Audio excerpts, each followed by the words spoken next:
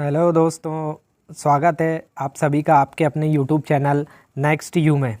दोस्तों, आज मैं आपके लिए प्रकाश से संबंधित कुछ इम्पोर्टेंट एमसीक्यू लाया हूं, जो आने वाले हर एग्ज़ाम के लिए बहुत इम्पोर्टेंट है और इस चैप्टर से 2 या 3 क्वेश्चन हर पेपर में पूछा जाता है। दोस्तों, आपको हर एक क्वेश्चन के बाद 5 सेकंड का समय मिलेगा, जिसमें आपको अपना आंसर सोचना है। उसके बाद मैं आपको आंसर बताऊँगा। तो आइए शुरुआत करते हैं आज के वीडियो की। क्वेश्चन नंबर पहला है, प्रकाश किस प्रकार की तरंग का उदाहरण है?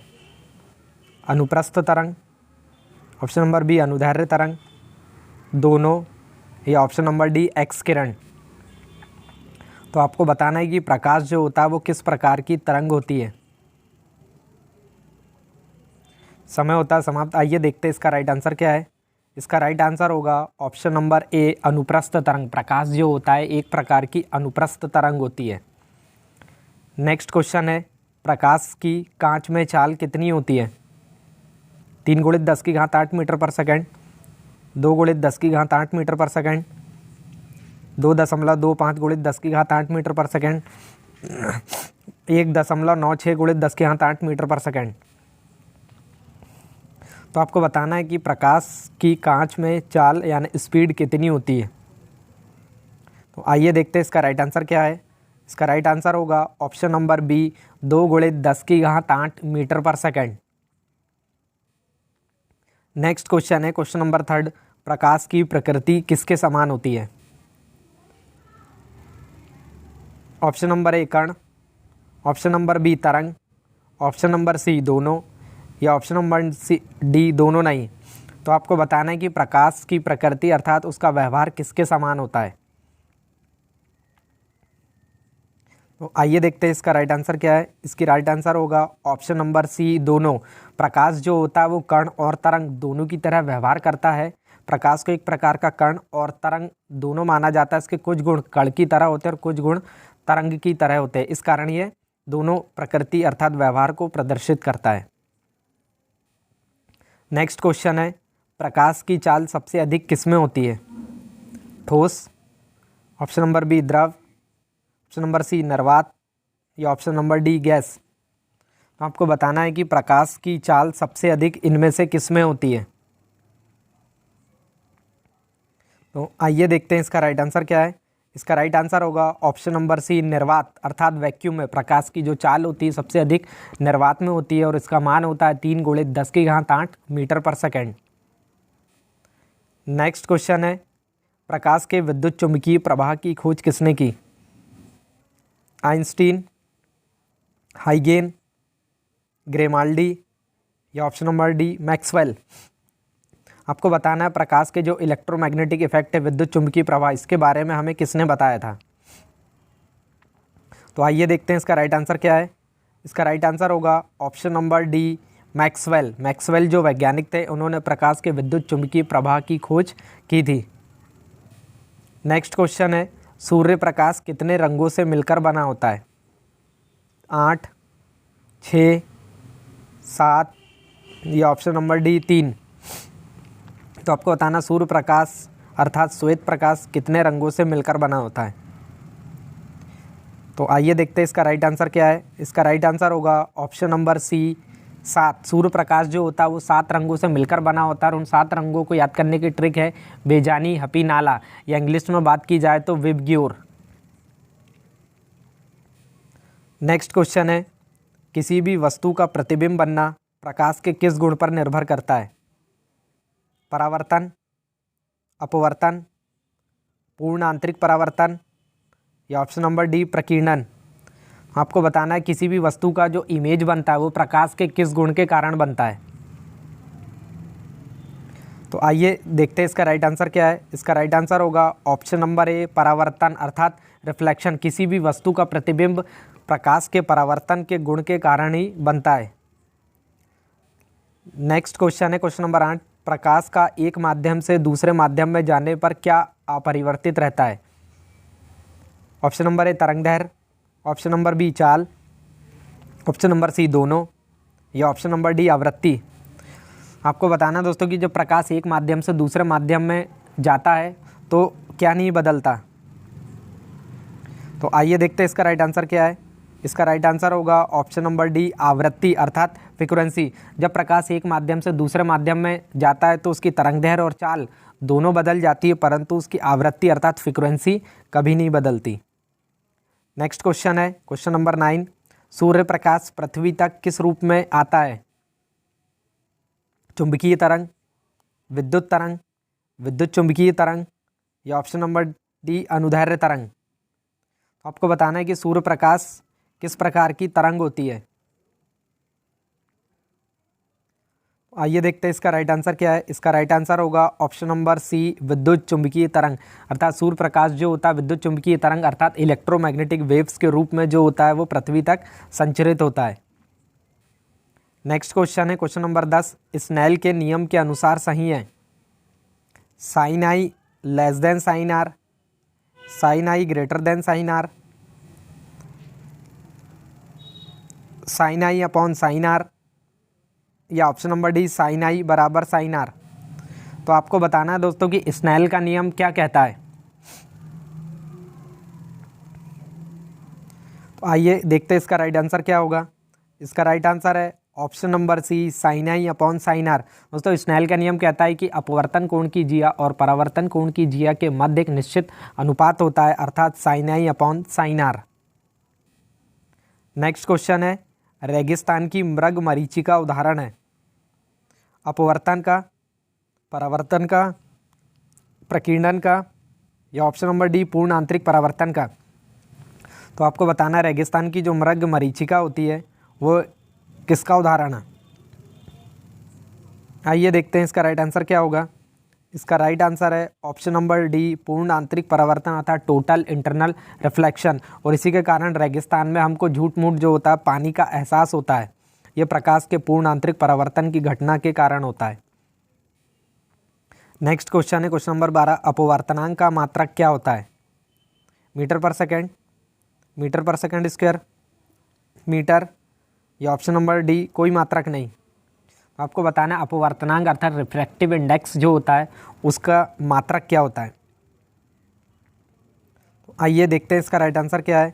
इसका राइट आंसर होगा ऑप्शन नंबर डी कोई मात्रक नहीं। अपवर्तनांक जो होता है एक विमाहीन राशि होता है, इसका कोई मात्रक नहीं होता और अपवर्तनांक बराबर होता है प्रकाश की निर्वात में चाल बटे प्रकाश की माध्यम में चाल। नेक्स्ट क्वेश्चन है प्रकाश का किसी सतह से टकराकर वापस लौटना क्या कहलाता है? ऑप्शन नंबर ए परावर्तन, ऑप्शन नंबर बी अपवर्तन, ऑप्शन नंबर सी विवर्तन या option number D प्रकीर्णन।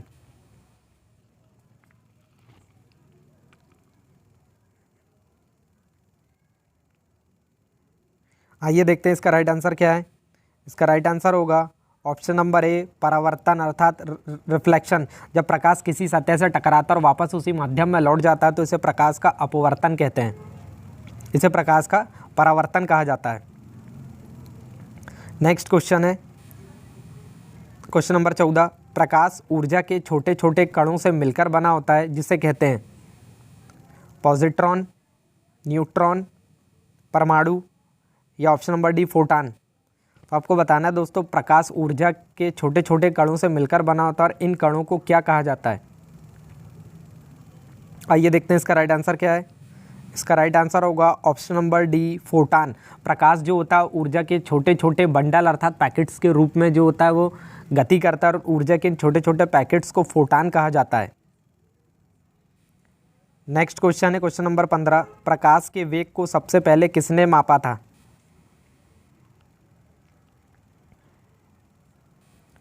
Option number A Maxwell, option number B Romer, option number C Galileo या ऑप्शन नंबर डी न्यूटन। तो आपको बताना है प्रकाश के वेग को सबसे पहले किसने मापा था। आइए देखते हैं इसका राइट आंसर क्या है। इसका राइट आंसर होगा ऑप्शन नंबर बी रोमर। रोमर नाम के जो वैज्ञानिक थे इन्होंने सबसे पहले प्रकाश की चाल को मापा था और प्रकाश की चाल उन्होंने मापी थी निर्वात में 3 × 10⁸ मीटर पर सेकेंड जो सबसे अधिक होती है। नेक्स्ट क्वेश्चन है किस रंग की तरंगदैर्घ्य सबसे अधिक होती है? बैगनी, लाल, हरा या ऑप्शन नंबर डी नीला। आपको बताना है किस रंग की तरंगदैर्घ्य अर्थात वेवलेंथ सबसे अधिक होती है। आइए देखते हैं इसका राइट आंसर क्या होगा। इसका राइट आंसर है ऑप्शन नंबर बी लाल। लाल रंग की जो तरंगदैर्घ्य होती है वो सबसे अधिक होती है। इसी कारण लाल रंग का जो प्रयोग होता है वो रात के समय पेड़ों के किनारे सिग्नल देने के लिए प्रयोग किया जाता है, क्योंकि लाल रंग की तरंगदैर्घ्य सबसे अधिक होती है, जिस कारण उसका प्रकीर्णन सबसे कम होता है। इस कारण ये हमें आसानी से रात में भी दिखाई देता है। नेक्स्ट क्वेश्चन है क्वेश्चन नंबर 17। पेरिस्कोप बनाने में किस दर्पण का प्रयोग किया जाता है? अवतल या समतल, ऑप्शन नंबर सी उत्तल, या ऑप्शन नंबर डी गोलीय दर्पण। तो आपको बताना पेरिस्कोप अर्थात जिसे पनडुब्बी भी कहते हैं उसमें किस दर्पण का प्रयोग किया जाता है। देखते हैं इसका राइट आंसर क्या है। इसका राइट आंसर होगा ऑप्शन नंबर बी समतल दर्पण। पेरिस्कोप अर्थात पनडुब्बी जो होती है उसमें समतल दर्पण का प्रयोग किया जाता है, जिसकी सहायता से हम पानी के अंदर से बाहर का दृश्य आसानी से देख सकते हैं। नेक्स्ट क्वेश्चन है सूर्य के प्रकाश को पृथ्वी पर पहुंचने में कितना समय लगता है? 400 सेकेंड, 520 सेकेंड, 480 सेकेंड, या ऑप्शन नंबर डी 500 सेकेंड।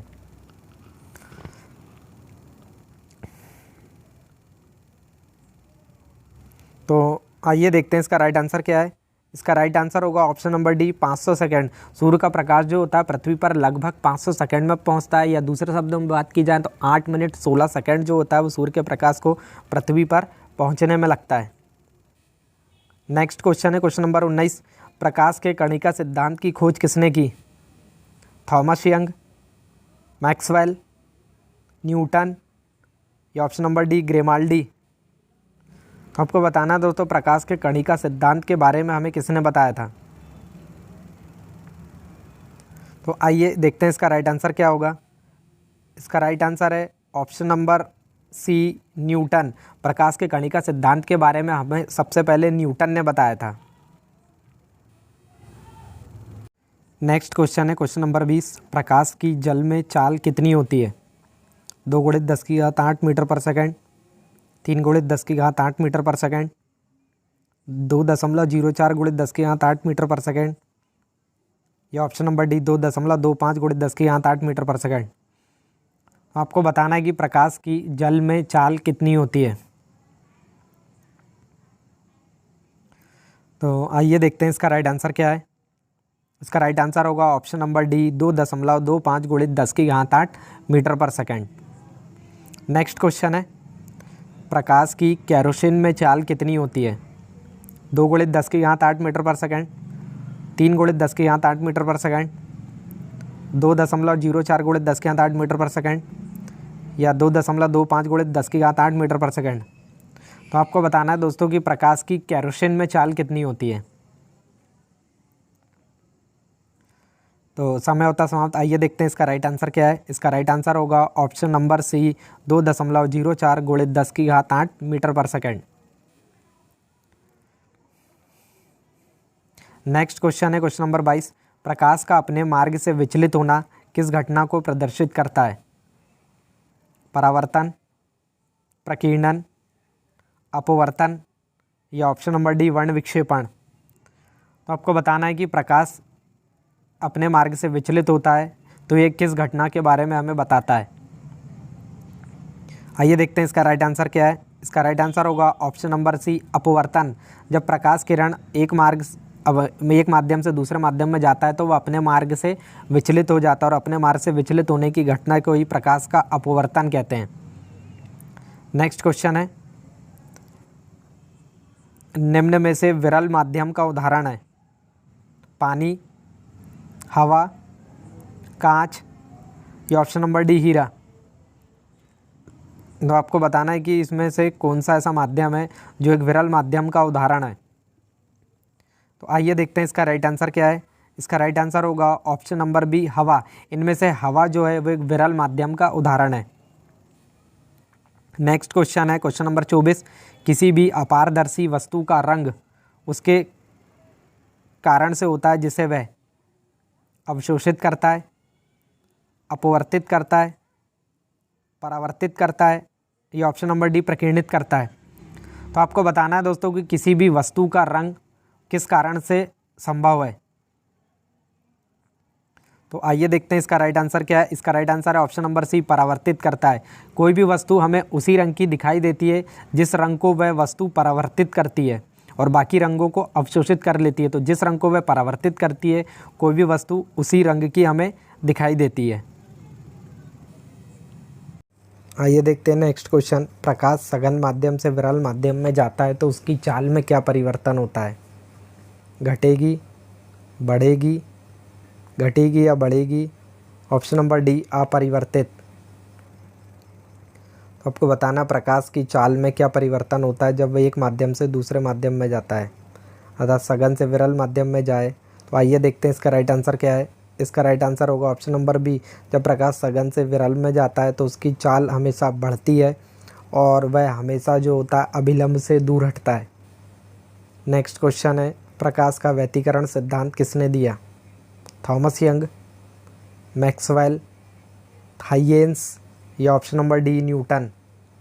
तो आपके पास 5 सेकंड आपको बताना है कि व्यतिकरण सिद्धांत जो था वो प्रकाश का किसने दिया।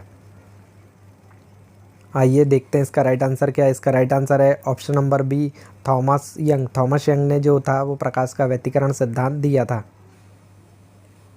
नेक्स्ट क्वेश्चन है, सूर्योदय और सूर्यास्त के समय सूर्य का लाल दिखाई देना प्रकाश की किस घटना का उदाहरण है?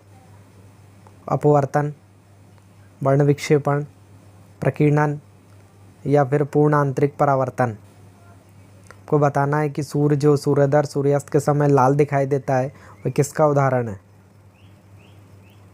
तो आइए दोस्तों देखते हैं इसका राइट आंसर क्या है। इसका राइट आंसर होगा ऑप्शन नंबर सी, प्रकीर्णन। प्रकीर्णन की घटना के कारण ही जो होता है सूर्योदय और सूर्यास्त के समय हमें सूर्य लाल दिखाई देता है तथा दोपहर के समय सफ़ेद दिखाई देता है। नेक्स्ट क्वेश्चन है, आकाश का नीला रंग प्रकाश के किस गुण के कारण दिखाई देता है? परावर्तन, प्रकीर्णन, अपवर्तन या फिर वर्ण विक्षेपण।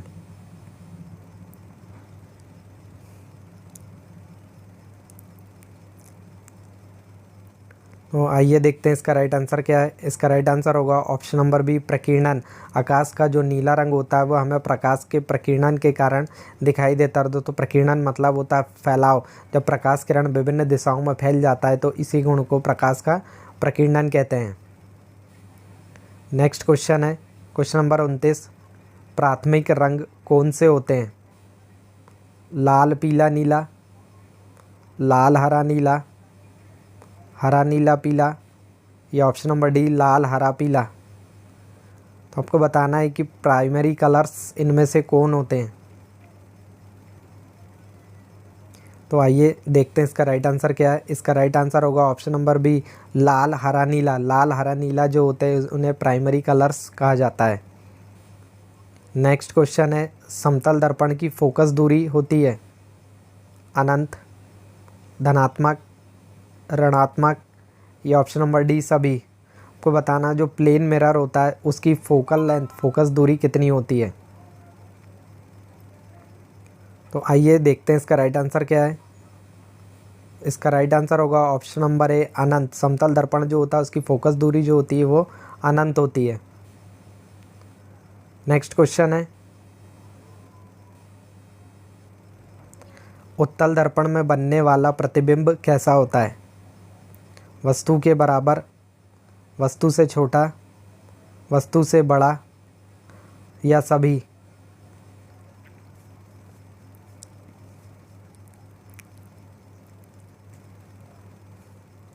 तो आइए देखते हैं इसका राइट आंसर क्या होगा।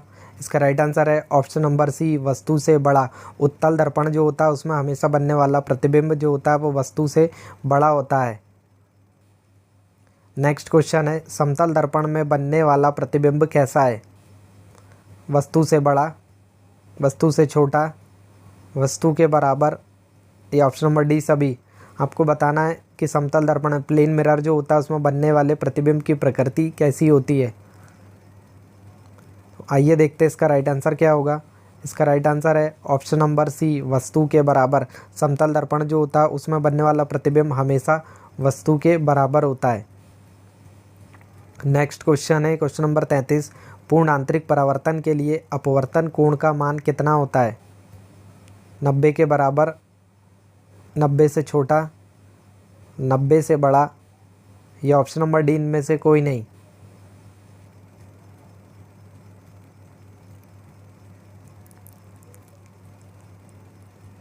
आइए देखते हैं इसका राइट आंसर क्या है। इसका राइट आंसर होगा ऑप्शन नंबर सी, 90 से बड़ा।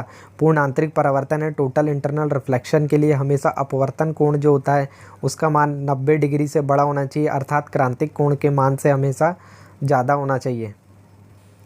नेक्स्ट क्वेश्चन है, पानी का अपवर्तनांक कितना होता है? 1.5, 1, 1.33 या ऑप्शन नंबर डी 2.42। आपको बताना पानी का अपवर्तनांक यानी रिफ्रैक्टिव इंडेक्स कितना होता है। तो आइए देखते हैं इसका राइट आंसर क्या है। इसका राइट आंसर होगा ऑप्शन नंबर सी, 1.33। पानी जो होता है उसका अपवर्तनांक होता है 1.33। नेक्स्ट क्वेश्चन है, पूर्ण आंतरिक परावर्तन होता है जब प्रकाश किरण किस माध्यम में गमन करती है? ऑप्शन नंबर ए सघन से विरल, ऑप्शन नंबर बी विरल से सघन, ऑप्शन नंबर सी सघन से सघन, या ऑप्शन नंबर डी विरल से विरल। आपको बताना है टोटल इंटरनल रिफ्लेक्शन के लिए प्रकाश किस माध्यम में गति करना चाहिए। तो आइए देखते हैं इसका राइट आंसर क्या होगा। इसका राइट आंसर है ऑप्शन नंबर ए सघन से विरल, यानी पूर्ण आंतरिक परिवर्तन के लिए प्रकाश किरण हमेशा सघन माध्यम से विरल माध्यम में प्रवेश करना चाहिए, अर्थात वह हमेशा अभिलंब से दूर हटे। नेक्स्ट क्वेश्चन है, हीरे का क्रांतिक कोण कितना होता है? 2.42, 41.8, 24.4 या ऑप्शन नंबर डी 50.8। तो आपको बताना है हीरे का क्रांतिक कोण कितना होता है।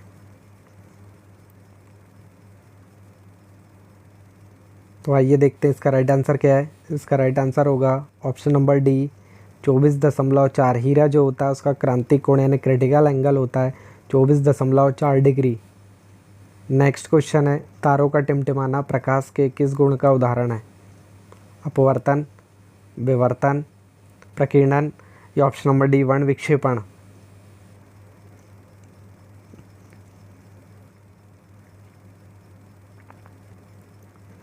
तो आइए देखते हैं इसका राइट आंसर क्या है। इसका राइट आंसर होगा ऑप्शन नंबर ए अपवर्तन। तारों का टिमटिमाना जो होता है वो प्रकाश के अपवर्तन का उदाहरण होता है। नेक्स्ट क्वेश्चन है, ऑप्टिकल फाइबर प्रकाश के किस सिद्धांत पे काम करता है? परावर्तन, पूर्ण आंतरिक परावर्तन, अपवर्तन या फिर व्यतिकरण। आपको बताना है ऑप्टिकल फाइबर जो होते हैं जिसके माध्यम से सिग्नल को एक जगह से दूसरी जगह पहुंचाया जाता है वह प्रकाश के किस सिद्धांत पे काम करता है। तो आइए देखते हैं इसका राइट आंसर क्या है। इसका राइट आंसर होगा ऑप्शन नंबर बी पूर्ण आंतरिक परावर्तन, यानी टोटल इंटरनल रिफ्लेक्शन पे के आधार पर जो होता है ऑप्टिकल फाइबर में सिग्नल को एक स्थान से दूसरे स्थान तक आसानी से पहुंचाया जा सकता है। नेक्स्ट क्वेश्चन है, एक वस्तु समतल दर्पण से 50 सेंटीमीटर की दूरी पर है तो उसका प्रतिबिंब दर्पण से कितनी दूरी पर बनेगा? 10 सेंटीमीटर, 2.5 सेंटीमीटर, 5 सेंटीमीटर या ऑप्शन नंबर डी अनंत। तो आपको बताना है यदि कोई वस्तु समतल दर्पण से 5 सेंटीमीटर दूरी पर रखी है तो दर्पण में उसका प्रतिबिंब कितनी दूर बनेगा। आइए देखते हैं इसका राइट आंसर क्या है। इसका राइट आंसर होगा ऑप्शन नंबर सी 5 सेंटीमीटर, क्योंकि समतल दर्पण की प्रॉपर्टी होती है कि वस्तु दर्पण से जितनी दूर रखी होती है प्रतिबिंब दर्पण के अंदर उतनी ही दूरी पर बनता है। तो इसलिए इसका राइट आंसर होगा option number C 5 centimetre. Next question है, यदि दो समतल दर्पण एक दूसरे के समानांतर हो तो बनने वाले प्रतिबिंबों की संख्या होगी 2, 5, 100 या फिर अनंत। आपको बताना है यदि दो प्लेन मिरर एक दूसरे के समानांतर रख दिए जाएं तो उस पर कितने प्रतिबिंब बनेंगे। तो आइए देखते हैं इसका राइट आंसर क्या है। इसका राइट आंसर होगा ऑप्शन नंबर डी अनंत। यदि दो प्लेन मिरर एक दूसरे के समानांतर होंगे तो उनमें बनने वाले प्रतिबिंबों की संख्या अनंत होगी। नेक्स्ट क्वेश्चन है क्वेश्चन नंबर 41, मोटर गाड़ियों में साइड मिरर के रूप में किस दर्पण का प्रयोग किया जाता है? अवतल दर्पण, समतल दर्पण, उत्तल दर्पण या ऑप्शन नंबर डी इनमें से कोई नहीं। तो आपके पास 5 सेकंड का समय आपको बताना है इसका राइट आंसर क्या होगा। तो आइए देखते हैं इसका राइट आंसर क्या है। इसका राइट आंसर होगा ऑप्शन नंबर सी, उत्तल दर्पण। मोटर गाड़ी जो होती है उसमें साइड मिरर के रूप में उत्तल दर्पण का प्रयोग किया जाता है, क्योंकि इसमें बनने वाला प्रतिबिंब हमेशा जो होता है सीधा बनता है, वह वस्तु से बड़ा बनता है, वस्तु से छोटा बनता है। इस कारण किसी भी बड़ी वस्तु का भी प्रतिबिंब जो होता है हमें आसानी से छोटे रूप में जो होता है वो साइड मिरर में दिखाई दे जाता है। तो आइए देखते हैं इसका राइट आंसर क्या है। क्वेश्चन नंबर 42 है, पानी में डूबी हुई छड़ का तिरछा दिखाई देना प्रकाश के किस गुण का उदाहरण है? विवर्तन, व्यतिकरण, प्रकीर्णन या ऑप्शन नंबर डी, अपवर्तन। आपको बताना, जब हम पानी में छड़ को डूबते हैं तो वो थोड़ी सी तिरछी दिखाई देती है, वो किस कारण से संभव होता है? तो आइए देखते हैं इसका राइट आंसर क्या है। इसका राइट आंसर होगा ऑप्शन नंबर डी, अपवर्तन। अपवर्तन की घटना के कारण ही पानी में डूबी हुई जो छड़ वह हमें तिरछी दिखाई देती है। और दोस्तों मैं आपको बता दूं, जितनी भी प्रकार की काल्पनिक घटनाएं होती है वह सभी की सभी प्रकाश के अपवर्तन के कारण संभव है। क्वेश्चन नंबर 43 है, श्वेत प्रकाश का अपने 7 मूलभूत रंगों में विभक्त होने की घटना को क्या कहा जाता है? प्रकीर्णन, वर्ण विक्षेपण, अपवर्तन या ऑप्शन नंबर डी, व्यतिकरण। तो आपको बताना, श्वेत प्रकाश जब अपने मूलभूत रंगों में बढ़ जाता है तो वह प्रकाश की कौन सी घटना कहलाती है? तो आइए देखते हैं इसका राइट आंसर क्या है। इसका राइट आंसर होगा ऑप्शन नंबर बी, वर्ण विक्षेपण। जब श्वेत प्रकाश अपने 7 मूलभूत रंगों में विभक्त हो जाता है तो इस घटना को वर्ण विक्षेपण कहते हैं। और इसके बारे में सबसे पहले हमें न्यूटन ने बताया था। न्यूटन ने जब श्वेत प्रकाश को एक प्रिज्म से गुजारा था तो वह अपने 7 मूलभूत रंगों में विभक्त हो गया था। और उस मूलभूत रंगों को याद करने की ट्रिक है बेजानी, हपी, नाला। और ये उनके बढ़ते हुए तरंग दैर्घ्य के क्रम में है। सबसे अधिक विचलन जिसमें बैंगनी रंग और सबसे कम विचलन जो प्रदर्शित करता है वह होता है लाल रंग। तो आइए देखते हैं नेक्स्ट क्वेश्चन। क्वेश्चन नंबर 44 है, प्रकाश का वायुमंडल के सूक्ष्म कणों से टकराकर विभिन्न दिशाओं में फैल जाना क्या कहलाता है? अपवर्तन, प्रकीर्णन, विवर्तन या ऑप्शन नंबर डी, व्यतिकरण। तो आपको बताना, जब प्रकाश विभिन्न दिशाओं में फैल जाता है तो वह कौन सी घटना होती है? आइए देखते हैं इसका राइट आंसर क्या होगा। इसका राइट आंसर है ऑप्शन नंबर बी, प्रकीर्णन। जब सूर्य का प्रकाश जो होता है जब वायुमंडल के सूक्ष्म कणों से टकराकर विभिन्न दिशाओं में फैल जाता है तो उस फैलने की घटना को प्रकाश का प्रकीर्णन कहते हैं। और प्रकीर्णन के कारण ही हमें जो आकाश होता है वो हल्का नीला दिखाई देता है। नेक्स्ट क्वेश्चन है क्वेश्चन नंबर 45, जब प्रकाश किरण विरल माध्यम से सघन माध्यम में जाती है तो उसकी चाल घटेगी, बढ़ेगी, अपरिवर्तित रहेगी या ऑप्शन नंबर डी, घटेगी या बढ़ेगी। तो आपको बताना, जब प्रकाश किरण विरल से सघन माध्यम में जाता है तो उसकी चाल में क्या परिवर्तन होता है? आइए देखते हैं राइट आंसर क्या होगा। इसका राइट आंसर है ऑप्शन नंबर बी, घटेगी। जब प्रकाश किरण विरल से सघन माध्यम में जाती है तो उसकी चाल जो होती है हमेशा घटेगी और वह अभिलंब की ओर झुकती है। इसके विपरीत जब प्रकाश किरण सघन से विरल माध्यम में जाती है तो उसकी चाल हमेशा बढ़ती है और वह अभिलंब से दूर हटती है। नेक्स्ट क्वेश्चन है, यदि लाल फूल पर हरा प्रकाश डाला जाए तो किस रंग का दिखाई देगा? ऑप्शन नंबर ए, नीला, ऑप्शन नंबर बी, लाल, ऑप्शन नंबर सी, काला या ऑप्शन नंबर डी, सफ़ेद। आपको बताना है, जो अगर लाल कलर का फूल है अगर उसमें हरा प्रकाश डालूं तो वह हमें कैसा दिखाई देगा? इसका राइट आंसर होगा ऑप्शन नंबर सी, काला। यदि लाल फूल पर हम हरा प्रकाश या इसके अलावा कोई भी प्रकाश डाला जाए तो हमें काला दिखाई देगा। यदि लाल फूल पर हम लाल प्रकाश डालेंगे तभी वह हमें लाल दिखाई देगा। इसके अलावा कोई अन्य कलर डालने पर हमें वह काला दिखाई देगा, क्योंकि वह किसी भी रंग को परावर्तित नहीं करेगा। नेक्स्ट क्वेश्चन है क्वेश्चन नंबर 47, प्रकाश का रंग निर्धारित होता है इसके आयाम से, तरंगदैर्घ्य से, आवृत्ति से या ऑप्शन नंबर डी, वेग से। आपको बताना है इनमें से ऐसा कौन सा कारक है जो प्रकाश के रंग का निर्धारण करता है। आइए देखते हैं इसका राइट आंसर क्या होगा। इसका राइट आंसर है ऑप्शन नंबर बी, तरंगदैर्घ्य। तरंगदैर्घ्य से जो होता है किसी भी प्रकाश के रंग का निर्धारण होता है। नेक्स्ट क्वेश्चन है क्वेश्चन नंबर 48, दाढ़ी बनाने के लिए कौन सा दर्पण प्रयोग किया जाता है? अवतल दर्पण, समतल दर्पण, उत्तल दर्पण या ऑप्शन नंबर डी इनमें से कोई नहीं। तो आपको बताना है जो सेविंग मिरर होता है उसके लिए हम कौन से दर्पण का प्रयोग करते हैं। तो आइए देखते हैं इसका राइट आंसर क्या होगा। इसका राइट आंसर है ऑप्शन नंबर ए अवतल दर्पण। दाढ़ी बनाने के लिए अर्थात सेविंग मिरर के रूप में हम अवतल दर्पण का प्रयोग करते हैं।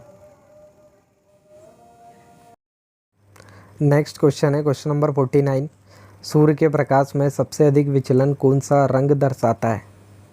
लाल, पीला, बैगनी या ऑप्शन नंबर डी हरा। आपको बताना है सूर्य का प्रकाश जो होता है उसमें सबसे अधिक विचलित कौन सा रंग होता है।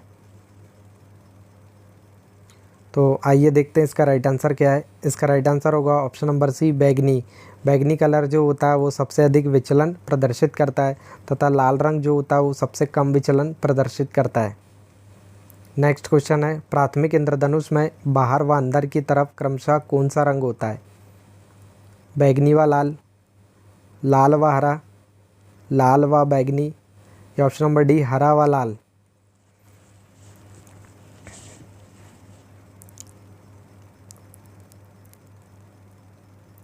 तो आइए देखते हैं इसका राइट आंसर क्या है।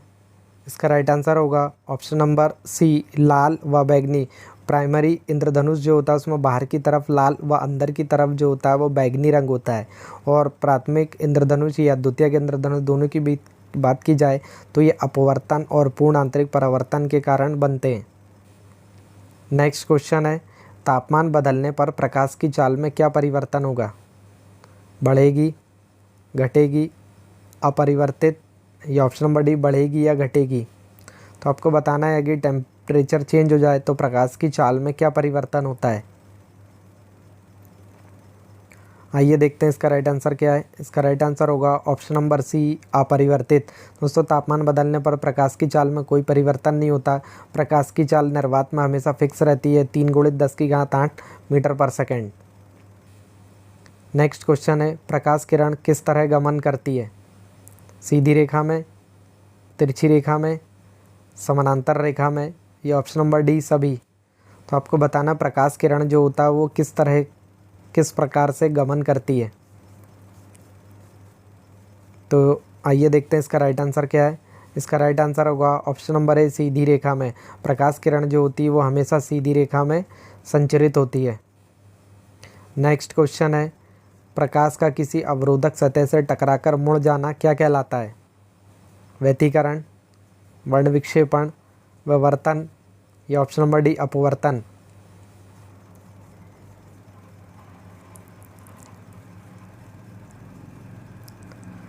तो समय होता समाप्त। आइए देखते हैं इसका राइट आंसर क्या है। इसका राइट आंसर होगा ऑप्शन नंबर सी विवर्तन।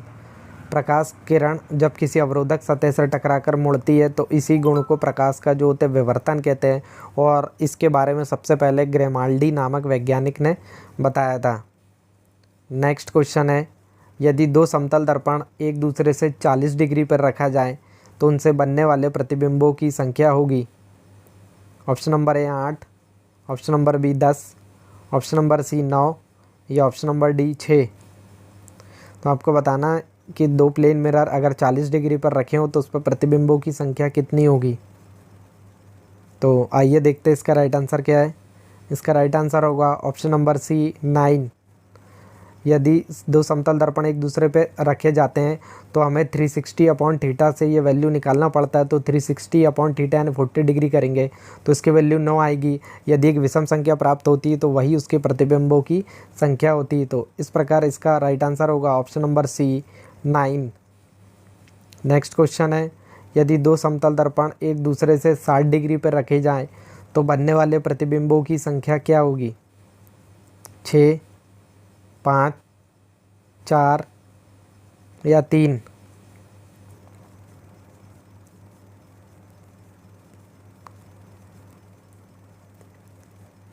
तो आइए दोस्तों देखते हैं इसका राइट आंसर क्या है। इसका राइट आंसर होगा ऑप्शन नंबर बी 5। यहाँ पे भी 360/θ का मान निकालेंगे तो 360/60 करेंगे तो वैल्यू 60 से 360 को काटेंगे तो 6 आएगा। यदि एक सम संख्या प्राप्त होती है तो उसमें से हम 1 घटा देते हैं यानी 6 में से 1 गए 5। इस प्रकार यदि 60 डिग्री पे रखेंगे तो बनने वाले प्रतिबिंबों की संख्या 5 होगी। नेक्स्ट क्वेश्चन और आज की वीडियो का आखिरी क्वेश्चन है, किसी भी माध्यम का अपवर्तनांक होता है 1 से बड़ा, 1 से छोटा, 1 के बराबर, या ऑप्शन नंबर डी सभी।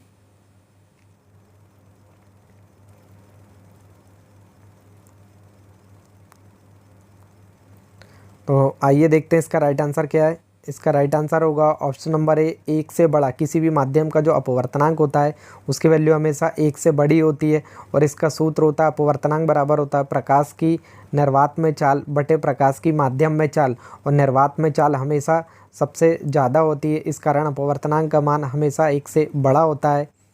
तो दोस्तों ये था आज की वीडियो का आखिरी क्वेश्चन। सभी अपने घर में सेफ रहिए, सुरक्षित रहिए और बाहर जाने पर मास्क का प्रयोग ज़रूर करें।